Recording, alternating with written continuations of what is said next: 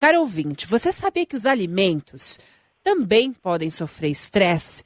É lógico que eu estou falando de alimentos naturais. A gente vai entender um pouquinho a linha de pesquisa de alguns cientistas brasileiros, cientistas de alimentos, que vêm estudando a qualidade dos alimentos depois da colheita. A gente vai entender melhor essa pesquisa. Eu converso agora com a Beatriz Rosana Cordenunci Lisenko. Ela é cientista de alimentos pela Universidade de São Paulo e também pesquisadora no Centro de Pesquisa de Alimentos. Beatriz, boa tarde. Boa tarde. Que pesquisa é essa? É possível a gente falar que os alimentos também sofrem estresse? Sim, é possível, sim. Nós estamos falando sempre de alimentos de origem vegetal, né, Petra? Claro. Então, quando você colhe um alimento, né, por exemplo, num dia de calor muito intenso, né, e você deixa ele na sua mesa da cozinha, na sua fruteira, vamos falar de uma fruta, deixa ele na fruteira, o que acontece com ele? Ele pode sofrer um estresse pela alta temperatura, respirar muito mais, porque esses alimentos respiram depois de colhido, e diminui a vida deles na tua cozinha. Quer dizer, você tem menos tempo para consumir esse alimento. Entendi. Né? Você já viu, por exemplo, que você compra uma banana, uma penca de banana, no outro dia estão todas amarelinhas e no outro dia já estão cheias de pintinha preta. É verdade que se você colocar uma banana bem verde perto de uma penca de bananas bem madura, pode acelerar o amadurecimento da... Verdade. É verdade? É verdade, porque tem alguns frutos que produzem um hormônio vegetal chamado etileno, e esse etileno, quando fica perto de outra fruta verde, por exemplo, outra banana verde, ele acelera o amadurecimento desse fruto. Isso é feito na CEAGESP com todas as bananas que são consumidas no Brasil, praticamente. Que interessante. Porque o que acontece? Uma banana tipo nanica, ela demora 15 dias para começar a amadurecer depois de colhida. Né? Quando você aplica esse hormônio, elas amadurecem todas no mesmo tempo, né? E todas com a casca amarelinha, com uma aparência mais atrativa. Então, em termos de qualidade, é muito melhor. Então, Agora, essa pesquisa que vocês fazem a respeito da questão do amadurecimento, da qualidade dessas frutas e frutos depois de colhidas, qual que é a importância? Por que vocês pesquisam isso, hein, Beatriz? Porque o que a gente quer, né? Claro que para a qualidade de um fruto, qualidade nutricional, qualidade de aparência, de atração desse fruto para um consumidor, é muito importante a parte nutricional, que você não pode perder, né?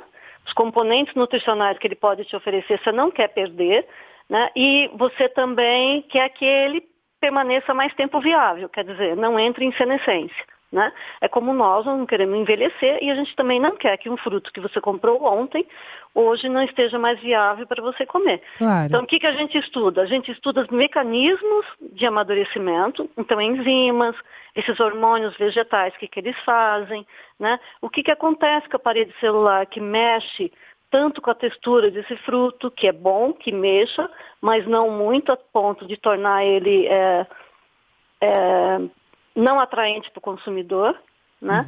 Então, por exemplo, o mamão, é bom que ele amadureça e tenha uma perda de textura, né? Que fique mais macio, né?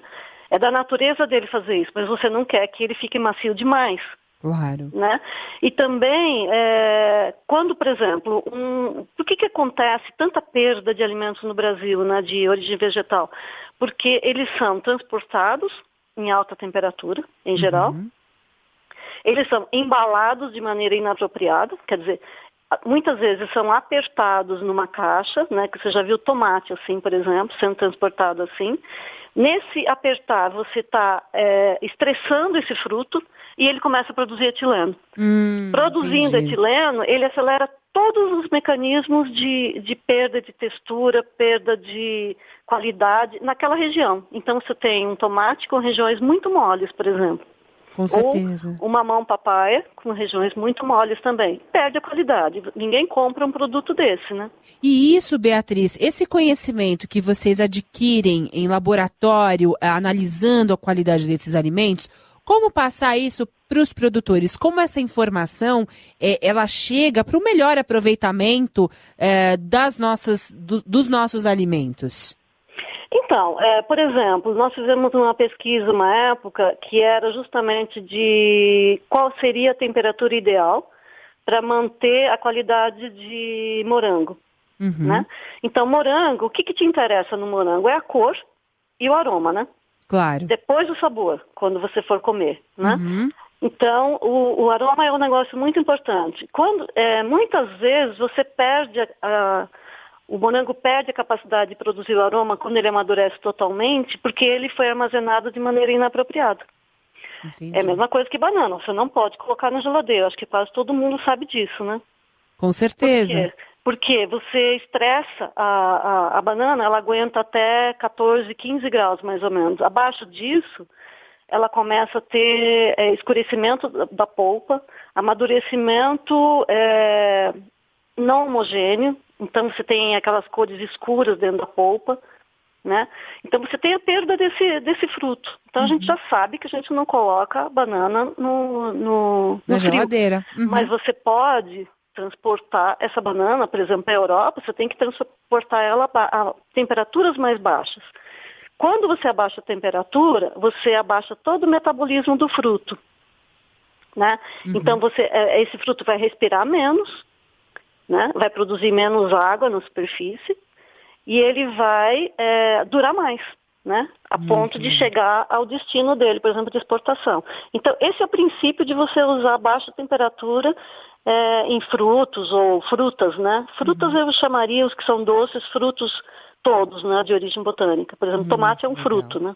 O que eu acho muito interessante, eu estou conversando com a Beatriz Lizenco, ela é pesquisadora, cientista em alimentos pela Universidade de São Paulo, uma das integrantes de um grupo premiado nessa linha justamente de pesquisa em relação à qualidade dos alimentos. E o que eu acho muito interessante, até para finalizar nossa conversa, Beatriz, é que vocês como cientistas, na verdade, vocês estão promovendo em bases científicas um resgate de uma sabedoria que a gente já tinha lá atrás a respeito dos alimentos, não é? Então, deixa eu só te acrescentar mais uma coisa. Nessa história, nesse estudo nosso de frutos, a gente descobriu que a cultivar é um negócio muito importante. Então, uma cultivar, por exemplo, que não serve para o consumo, por exemplo, um morango que não serve para o consumo, ele pode servir para a indústria, né?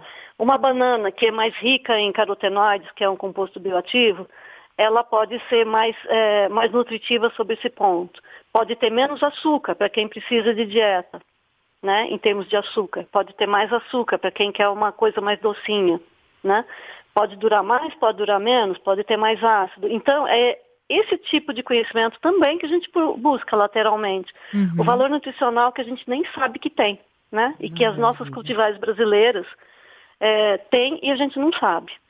São pesquisadores brasileiros, pesquisadores de ponta com um trabalho bonito, inclusive reconhecido. E a gente volta a conversar mais vezes aqui no Revista, viu, Beatriz? Eu conto com vocês para trazerem informações interessantes a respeito desse universo tão interessante e importante que é o conhecimento a respeito dos nossos alimentos. A Beatriz, que inclusive faz parte de um centro de pesquisa de alimentos, de uma campanha do Alimento Sem Medo. Essa é a Beatriz Cordenucci Lizenco, cientista de alimentos pela Universidade de São Paulo, conversando aqui com a gente a respeito dessa pesquisa em relação à qualidade, estresse, durabilidade dos alimentos. Beatriz, super obrigada e até uma próxima. Obrigada para você, foi um prazer.